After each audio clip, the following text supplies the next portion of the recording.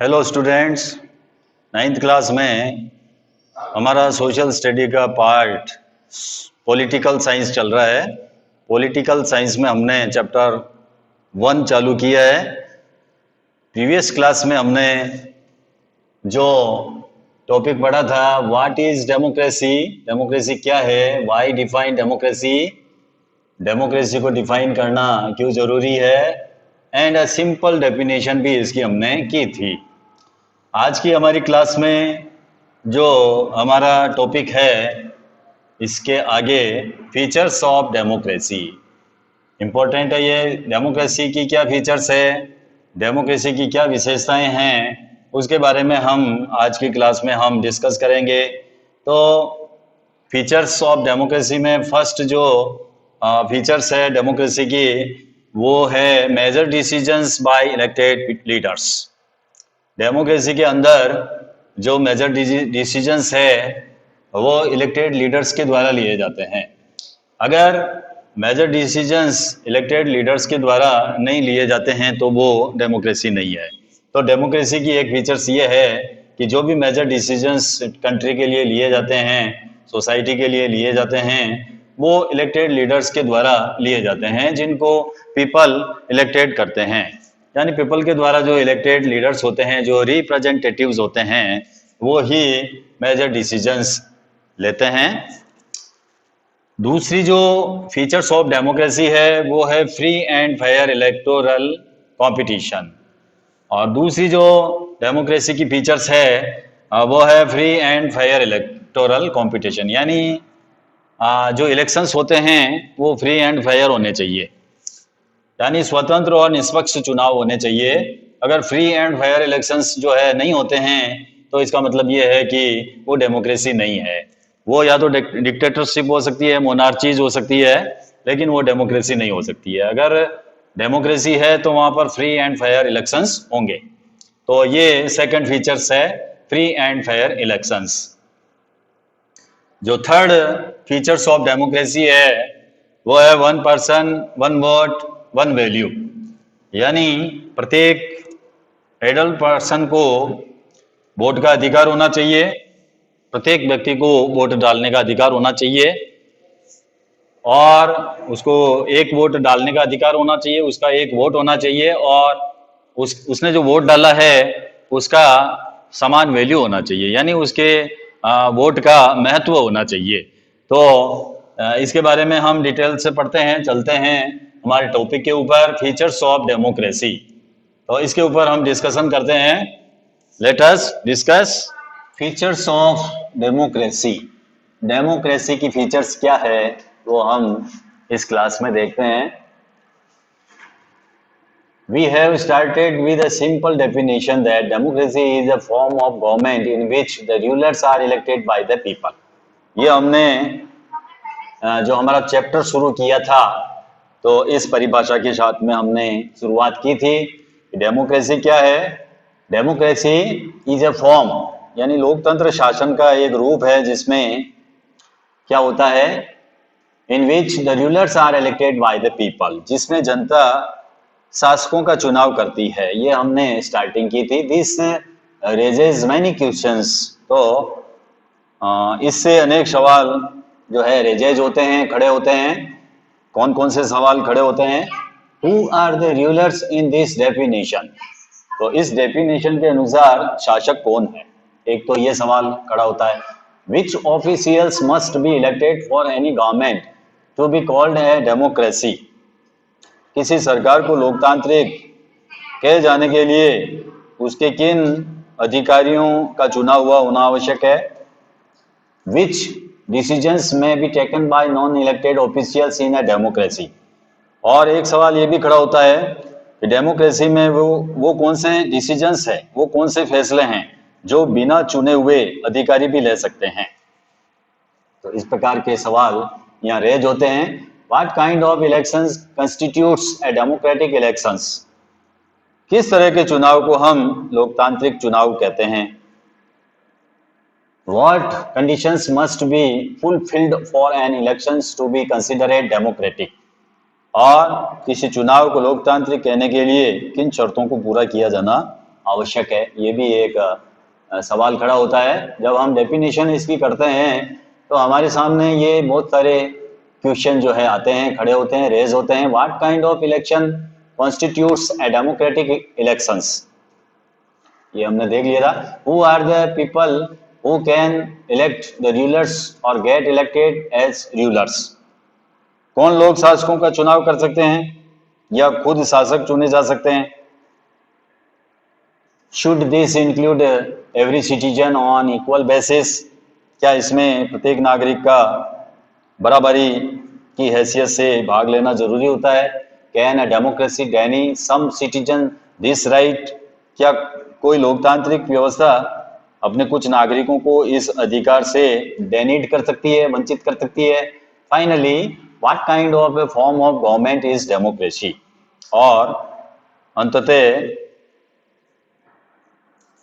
सरकार के स्वरूप को लोकतांत्रिक कहेंगे? और क्या चुने हुए शासक लोकतंत्र में अपनी मर्जी से सब कुछ कर सकते हैं? Can elected rulers do what ever they want in a democracy? जो वो चाहते हैं वो डेमोक्रेसी में कर सकते हैं क्या? ये भी हमारे सामने एक क्वेश्चन है। और must a democratic government function with some limits? या लोकतांत्रिक सरकार के लिए कुछ लक्ष्मण रेखाओं से बंधकर काम करना जरूरी है? कुछ लिमिट्स है क्या? सम लिमिट्स है जिनके द्वारा वो उसमें रहकर वो काम करती है। Is it necessary for a democracy to respect some rights of the citizens? क्या लोकतांत्रिक शासन व्यवस्था को सिटीजन्स के कुछ अधिकारों का आदर करना चाहिए? ये भी क्वेश्चन है हमारे सामने। Let us consider each of these questions with the help of some examples. आइए कुछ एग्जांपल्स के साथ इन सब के ऊपर हम बारी बारी से विचार करते हैं। तो हमारे सामने हेडिंग है major decisions by elected leaders. प्रमुख फैसले निर्वाचित नेताओं के हाथ में होते हैं। कौन कौन से ऐसे डिसीजंस है, मेजर डिसीजंस है जो इलेक्टेड लीडर्स करते हैं, वो हम एग्जांपल्स के द्वारा देखेंगे। इन पाकिस्तान का एग्जांपल लेते हैं हम। General Parvez Musharraf led a military coup in October 1919। Pakistan में जनरल परवेज मुशर्रफ ने अक्टूबर 1999 में सैनिक जो तख्तापलट कॉप, मिलिट्री कॉप की अगुवाई की थी। अक्टूबर 1919 में जनरल परवेज मुशर्रफ ने मिलिट्री कॉप किया था। सैनिक तख्तापलट का मतलब यह है कि सैनिकों की सहायता से शासन को हथिया लेना, उसको मिलिट्री कॉप कहेंगे। ही ओवरथ्रू ए डेमोक्रेटिकली इलेक्टेड गवर्नमेंट। उसने क्या किया? उसने लोकतांत्रिक ढंग से चुनी हुई सरकार को क्या कर दिया? ओवरथ्रू, उखाड़ फेंका। And declared himself the chief executive of the country. और उसने हिमसेल्फ, अपने आप को chief executive of the country घोषित कर दिया। उसने वहां की जो डेमोक्रेटिकली इलेक्टेड गवर्नमेंट थी उसको ओवरथ्रू किया, उखाड़ फेंका और अपने आप को क्या घोषित कर दिया? मुख्य कार्यकारी, प्रमुख कार्यकारी कंट्री का चीफ एग्जीक्यूटिव अपने आप को उसने घोषित कर दिया। लेटर, उसके बाद में ही changed his designation to president. और बाद में उन्होंने खुद को राष्ट्रपति घोषित किया। उसका जो पद था, पहले तो वो chief executive of the country बना और फिर बाद में उसने अपना जो डेजिग्नेशन था उसको चेंज करके प्रेसिडेंट में बदल दिया। प्रेसिडेंट जो है वो हो गया। And in 2002 held referendum in the country that granted him a 5-year extension. और बाद में क्या किया उसने? 2002 में एक जनमत संग्रह करवा कर अपना कार्यकाल जो है 5 साल के लिए उसने एक्सटेंशन कर दिया, बढ़ा दिया। क्या किया? रेफरेंडम किया उसने इन कंट्री, जनमत संग्रह करवाया और granted him a 5-year extension, और अपना जो कार्यकाल था उसको 5 साल के लिए बढ़वा दिया। Pakistani media, human rights organisation and democracy activities said that the referendum was based on rulers।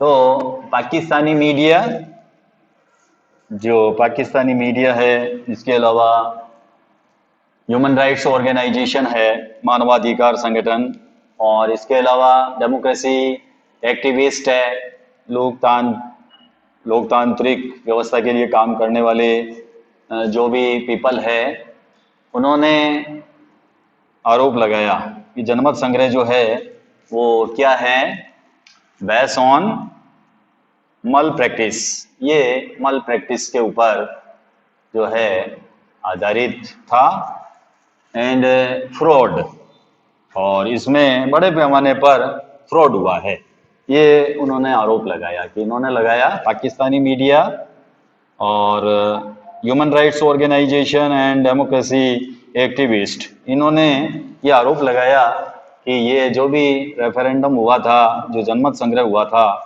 उसमें बड़े पैमाने पर गड़बड़ियां की गई, उसमें फ्रॉड किया गया, मल प्रैक्टिस की गई। इन अगस्त 2002, अगस्त 2002 में ही issued a legal framework order that amended the constitution of Pakistan, और अगस्त 2002 में उन्होंने लीगल फ्रेमवर्क ऑर्डर के जरिए पाकिस्तान के संविधान को बदल डाला। जो पाकिस्तानी कॉन्स्टिट्यूशंस था उसमें अमेंडमेंट कर दिया, इससे लीगल फ्रेमवर्क ऑर्डर से। किसने किया? जनरल परवेज मुशर्रफ ने 2002 में उसने लीगल फ्रेमवर्क ऑर्डर जारी किया और उसके द्वारा जो कॉन्स्टिट्यूशंस ऑफ पाकिस्तान है उसमें अमेंडमेंट कर दिया, उसमें संशोधन कर दिया, उसके संविधान को बदल डाला। अकॉर्डिंग टू दिस ऑर्डर, इस ऑर्डर के अनुसार, इस ऑर्डर की क्या विशेषता थी? The president can dismiss the national and provincial assemblies. इस ऑर्डर में ये बात रखी गई, इस ऑर्डर में जो है ये व्यवस्था थी, president can dismiss, president dismiss कर सकता था the national and provincial assemblies, जो प्रोविंशियल असेंबलीज है, जो नेशनल असेंबलीज है, उसको प्रेसिडेंट डिसमिस कर सकता था, बंद कर सकता था। ये इस कानून के द्वारा नई व्यवस्था की गई। The work of the civilian cabinet is supervised by the National Security Council, which is dominated by military officers. मंत्री परिषद के कामकाज के ऊपर एक राष्ट्रीय सुरक्षा परिषद की निगरानी रहती है, जिसके जो ज़्यादातर मेंबर है वो फौजी अधिकारी है, मिलिट्री ऑफिसर्स है। और ये भी व्यवस्था की गई, जो मंत्री परिषद थी उनके कामकाज के ऊपर सुपरवाइज करने के लिए नेशनल सिक्योरिटी काउंसिल गठित की गई, which is dominated by military officers, जिनके ज़्यादातर जो मेंबर थे वो मिलिट्री ऑफिसर्स थे। आफ्टर पासिंग दिस लॉ, इस लॉ के पास होने के बाद elections were held to the national and provincial assemblies. इस कानून के पास हो जाने के बाद में नेशनल और प्रोविंशियल असेंबलीज के चुनाव कराए गए। So Pakistan has had elections, elected representatives have some powers. इस प्रकार पाकिस्तान में चुनाव भी हुए और चुने हुए रिप्रेजेंटेटिव्स को कुछ अधिकार भी मिले, लेकिन but the final power rested with military officers and general Musharraf himself. लेकिन सर्वोच्च सत्ता सेना के अधिकारियों और परवेज मुशर्रफ के पास में थी। हालांकि चुनाव करवाए गए, रिप्रेजेंटेटिव्स भी चुने गए, लेकिन जो फाइनल पावर था वो मिलिट्री ऑफिसर्स के पास में था, जनरल परवेज मुशर्रफ के पास में था। क्लियरली स्पष्ट है, there are many reasons why Pakistan under general Musharraf should not be called a democracy. तो ये स्पष्ट है कि जनरल मुशर्रफ के शासन वाले पाकिस्तान को लोकतंत्र न कहने के अनेक रीजन्स है। उसको लोकतंत्र नहीं माना जा सकता है क्योंकि मिलिट्री कॉप के द्वारा उसने शासन को हथियाया था, इसलिए हम उसको डेमोक्रेसी नहीं कह सकते हैं। But let us focus on one of these. लेकिन यहाँ पर सिर्फ एक कारण पर ही चर्चा करते हैं। Can we say that the rulers are elected by the people in Pakistan? क्या हम कह सकते हैं कि पाकिस्तान के लोगों ने अपने शासकों का चुनाव किया था? नहीं किया था, नॉट क्वाइट। हम ऐसा नहीं कह सकते हैं कि पाकिस्तानी लोगों ने पाकिस्तानी शासकों का चुनाव किया था। पीपल में have elected their representatives to the national and provincial assemblies. लोगों ने राष्ट्रीय और प्रांतीय असेंबलियों के लिए अपने प्रतिनिधियों का चुनाव किया है, लेकिन but those elected representatives were not really the rulers. लेकिन चुने हुए प्रतिनिधि वास्तविक शासक नहीं होते थे। They can not take the final decisions, वो फाइनल डिसीजंस नहीं ले सकते थे। The power to take final decision rested with army officials and with general Musharraf and none of them were elected by the people. वो अंतिम फैसला नहीं कर सकते थे। अंतिम फैसला सेना के अधिकारियों जनरल परवेज मुशर्रफ के हाथ में था, जो जनता के द्वारा नहीं चुने गए थे। This happens in many dictatorship and monarchies. तो ऐसा जो है अनेक शासनों में होता है। किसमें होता है? डिक्टेटरशिप में ऐसा ही होता है, मोनार्चीज में ऐसा ही होता है, जो तानाशाही है, जो राजशाही है, इस प्रकार की शासन व्यवस्थाओं में ऐसा ही होता है। This happens in many dictatorship and monarchies. They formally have an elected parliament and government, but the real power is with those who are not elected. वहां पर औपचारिक रूप से चुनी हुई संसद और सरकार तो होती है, वहां पर फॉर्मल तरीके से गवर्नमेंट को चुना जाता है, पार्लियामेंट को चुना जाता है, लेकिन real power is with those who are not elected. लेकिन जो पावर होती है वो उन लोगों के हाथ में होती है जिन्हें जनता नहीं चुनती है। In a few countries, the real power was with some external powers and not with locally elected representatives. This cannot be called people's rule. इसको हम people's rules नहीं कह सकते हैं। This gave us the first feature। तो इस प्रकार हमें लोकतांत्रिक व्यवस्था की फर्स्ट फीचर प्राप्त होती है। In a democracy, the final decision making power must rest with those elected by the people। तो एक ये लोकतांत्रिक व्यवस्था या लोकतंत्र की एक फीचर है। क्या फीचर है? लोकतंत्र में अंतिम निर्णय लेने की शक्ति लोगों द्वारा चुने गए प्रतिनिधियों के पास ही होनी चाहिए। जो फाइनल डिसीजंस है in a democracy, the final decision making power must rest with those elected by the people. तो लोकतंत्र में निर्णय लेने की शक्ति जो है किसके पास में होनी चाहिए? लोगों के द्वारा जो इलेक्टेड होते हैं पीपल, उनके पास में होनी चाहिए। ये लोकतंत्र की फर्स्ट फीचर हमको प्राप्त होती है। कौन सी फीचर है? इन अ डेमोक्रेसी, डेमोक्रेसी के अंदर the final decision making power, जो निर्णय लेने की अंतिम शक्ति है, must rest with those elected by the people, लोगों द्वारा चुने हुए प्रतिनिधियों के पास ही होनी चाहिए। ये लोकतंत्र की फर्स्ट फीचर हमको प्राप्त होती है। दूसरी फीचर क्या है? Free and fair electoral competition, स्वतंत्र निष्पक्ष चुनावी मुकाबला। तो जो इलेक्शन होते हैं वो फ्री होने चाहिए, फेयर होने चाहिए। ये डेमोक्रेसी की सेकंड फीचर है। इन चाइना, हम एग्जाम्पल के द्वारा समझेंगे। In China elections are regularly held after every 5 years for electing the country's parliament. चीन की संसद को, जो वहां पर इसको क्या कहा जाता है, कवांगुआ रेमिन दाई बियाओ, ये वहां की जो पार्लियामेंट है उसका नेम है नेशनल पीपल्स कांग्रेस। तो आपको चाइनीज नेम आपको याद नहीं रखना, आपको नेशनल पीपल्स कांग्रेस आप याद रख सकते हो। वहां की जो गवर्नमेंट है राष्ट्रीय जन संसद, चीन की संसद को राष्ट्रीय जन संसद कहते हैं। क्या कहते हैं? National people's congress. और चीन की संसद के लिए प्रति 5 वर्ष के बाद में नियमित रूप से चुनाव होते हैं। Elections are regularly held after every 5 years for the national people's congress. जो वहाँ की नेशनल पीपल्स कांग्रेस है, वहाँ पर जो है प्रति वर्ष इसके लिए चुनाव किए जाते हैं। The national people's congress has the power to appoint the president of the country. और इस संसद को देश का राष्ट्रपति नियुक्त करने का अधिकार है। It has nearly 3000 members elected from all over China. पूरे चीन से लगभग 3000 सदस्य इसमें आते हैं।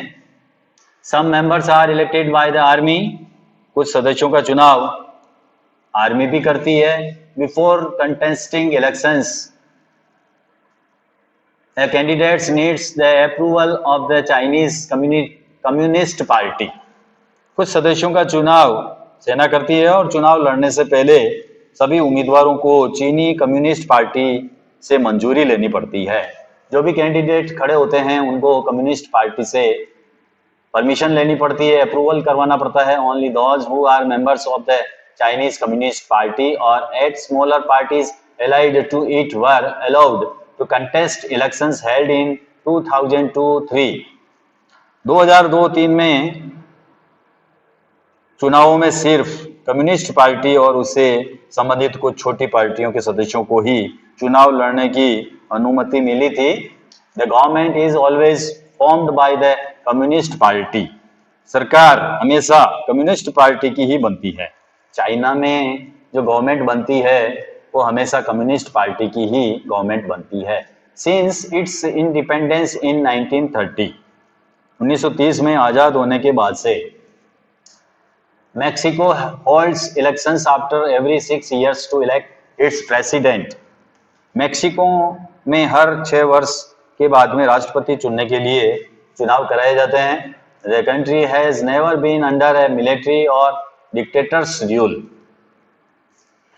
देश में कभी भी फौजी शासन या तानाशाही नहीं आई है मेक्सिको में। But until 2000 every elections was won by a party called PRI। लेकिन सन 2000 तक हर चुनाव में PRI नाम की पार्टी को ही बहुमत मिला है। PRI का मतलब इंस्टीट्यूशनल रिवॉल्यूशनरी पार्टी। मेक्सिको की पार्टी का नेम है institutional revolutionary party. Opposition parties did contest elections. विपक्षी दल चुनाव में हिस्सा लेते थे। Opposition parties did contest election but never managed to win। लेकिन कभी भी उनको जीत हासिल नहीं हुई। The PRI was known to use many dirty tricks to win elections। तो चुनाव में तरह तरह के जो डर्टी मीन्स अपनाती थी PRI। चुनाव में तरह तरह के जो डर्टी मीन्स है वो अपनाकर हर हाल में जीत हासिल करने के लिए वो बदनाम थी। All those who were employed in government offices had to attend its party meetings। सरकारी ऑफिस में काम करने वाले सभी लोगों के लिए पार्टी की बैठक में जाना कंपलसरी था। जो भी गवर्नमेंट ऑफिसेज थे उनको इस पार्टी की बैठक में जाना जरूरी होता था। मेक्सिको की बात हो रही है। Teachers of government schools used to force parents to vote for the PRI। और जो गवर्नमेंट स्कूल के जो टीचर्स होते थे उनको भी पेरेंट्स को फोर्स करना पड़ता था कि PRI को ही वोट करें। सरकारी स्कूलों के अध्यापक अपने छात्राओं के जो माँ बाप होते थे उनसे PRI के लिए वोट देने के लिए कहते थे। Media largely ignored the activities of opposition political parties except of to criticise them. और मीडिया भी जब तक विपक्षी दलों की आलोचना करने के अलावा उनकी गतिविधियों को नज़रअंदाज ही करती थी। मीडिया की एक्टिविटीज भी उनके फेवर में थी। Sometimes the polling booths were shifted from one place to another in the last minute.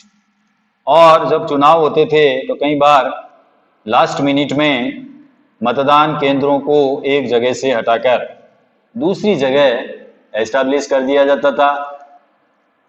which made it difficult for people to cast their votes। जिसे अनेक लोग वोट नहीं डाल पाते थे। ये मेक्सिको की बात हो रही है कि मेक्सिको में किस प्रकार से फ्री एंड फेयर इलेक्शंस नहीं होते थे।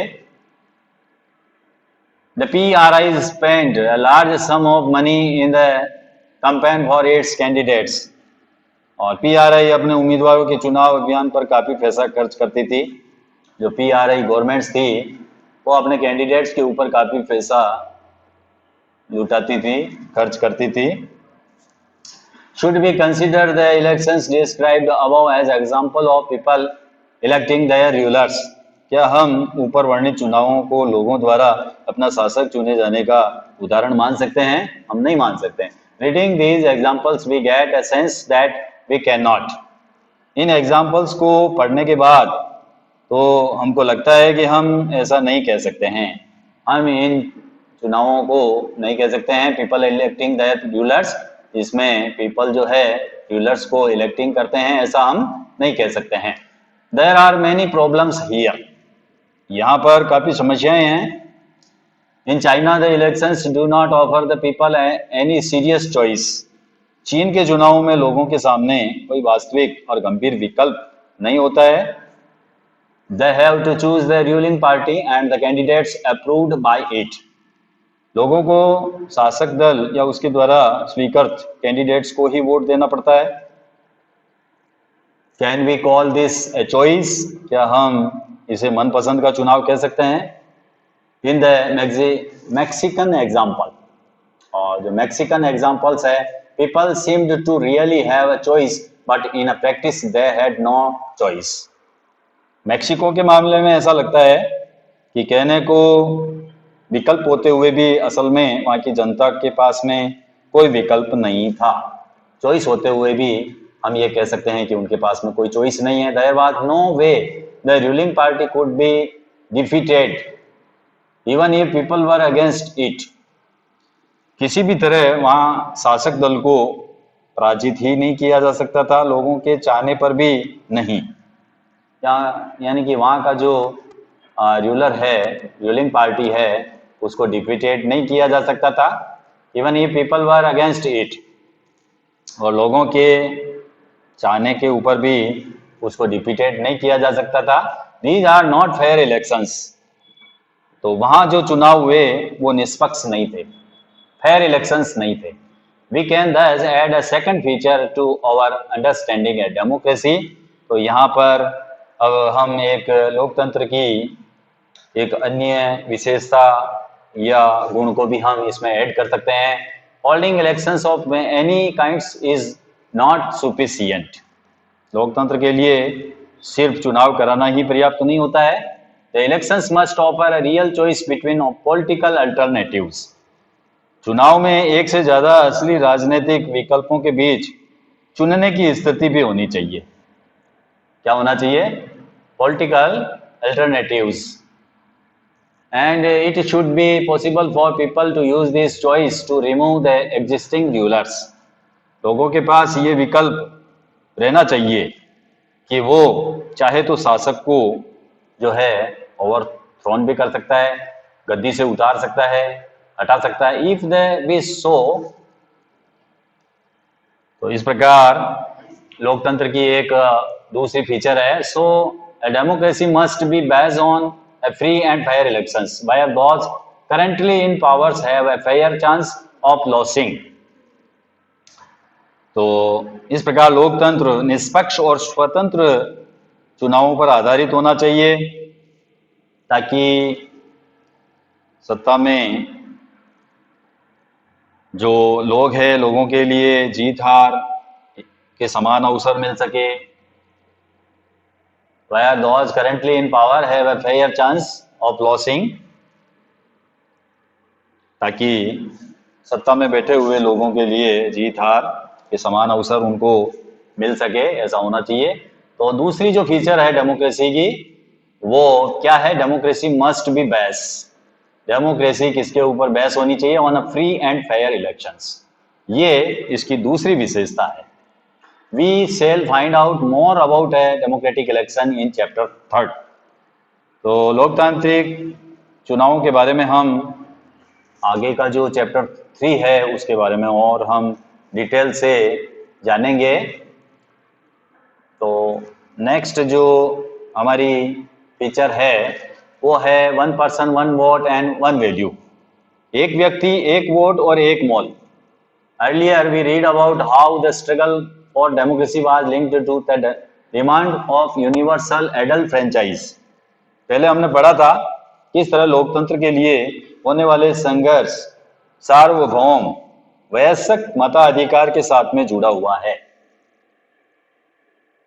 This principle has now come to be accepted almost all over the world. अब इस सिद्धांत को लगभग पूरी दुनिया ने एक्सेप्ट कर लिया है। Yet there are many instances of denial of equal right to vote. पर किसी व्यक्ति को मतदान के समान अधिकार से वंचित करने के उदाहरण भी कम नहीं है। तो एग्जाम्पल देखते हैं हम। Until 2015 in Saudi Arabia, women did not have the right to vote. Saudi Arab में औरतों को वोट देने का अधिकार नहीं था। कब? 2015 तक। 2015 तक सऊदी अरेबिया में वोमेन्स को वोट डालने का अधिकार नहीं था। Estonia has made it's citizenship rules in such a way that people belonging to Russian minority find it difficult to get the right to vote. और दूसरा एग्जाम्पल है एस्टोनिया का। एस्टोनिया ने अपने यहाँ के सिटीजन्स के नियम कुछ इस तरह से बनाए हैं कि रूसी अल्पसंख्यक समाज के लोगों को मतदान का अधिकार हासिल करने में मुश्किल होती है। इन फिजी का उदाहरण भी दिया है। The electoral system is such that the vote of an indigenous Fiji has more value than that an Indian Fijian. तो फिजी की चुनाव प्रणाली, उसमें भी वहाँ के मूल निवासियों के वोट का महत्व भारतीय मूल के फिजी नागरिकों के वोट से ज़्यादा है। तो इंडियन फिजियन है, उनके वोट से भी ज़्यादा वोट का महत्व जो है वो इंडिजीनियस का है। वहाँ के जो मूल निवासी है उनके वोट का ज़्यादा इम्पोर्टेंस है इंडियन फिजियन की तुलना में। तो democracy is based on a fundamental principle of political equality. तो लोकतंत्र राजनीतिक समानता के सिद्धांत के ऊपर आधारित है। That gives us the third feature of democracy. और इस प्रकार हम लोकतंत्र की तीसरी विशेषता को जान लेते हैं। In a democracy, each adult citizen must have one vote and each vote must have one value. तो लोकतंत्र की जो तीसरी फीचर्स है वो है कि लोकतंत्र में हर वयस्क या एडल्ट सिटीजन्स का एक वोट होना चाहिए और हर वोट का एक समान मूल्य होना चाहिए। ये डेमोक्रेसी की थर्ड फीचर है। In a democracy each adult citizen must have one vote. प्रत्येक एडल्ट सिटीजन्स को वन वोट का अधिकार होना चाहिए और each vote must have one value, और उस के वोट का एक समान वैल्यू होना चाहिए, महत्व होना चाहिए। We shall read more about in chapter third. और इसके बारे में हम अध्याय थर्ड में और ज़्यादा डिटेल से पढ़ेंगे। तो इस प्रकार जो है हम जो लोकतंत्र की जो विशेषताएं हैं उसकी 3 विशेषताएं हमने पढ़ी है। 3 कैरेक्टरिस्टिक्स ऑफ डेमोक्रेसी हमने डिस्कस किया है। इसके अलावा आगे की फीचर्स जो है हम नेक्स्ट क्लास में डिटेल से हम डिस्कशन करेंगे। जो हमारा जो टॉपिक होगा rule of law and respect for rights, कानून का राज और अधिकारों का आदर करना, ये हम नेक्स्ट क्लास में हम देखेंगे। Thank you. Have a nice day.